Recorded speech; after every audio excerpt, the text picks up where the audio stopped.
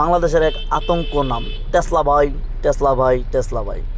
তো যাদের এই টেসলা ভাইদেরকে দেখে ভয় লাগে না তারাই টেসলা ভাইদের সাথে পাঙ্গা নেবেন।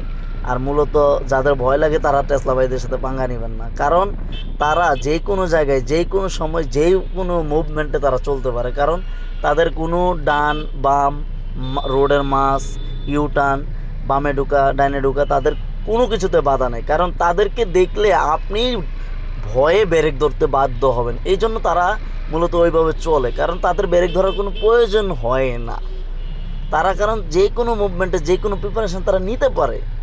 তো এটার নামে হচ্ছে আতঙ্কর আরেক ভাই, ঢাকা শহরের টেসলা ভাই, যাদের ইন্ডিকেটারের প্রয়োজন হয় না। ইন্ডিকেটর তারা হাতের মাধ্যমে ব্যবহার করে থাকে।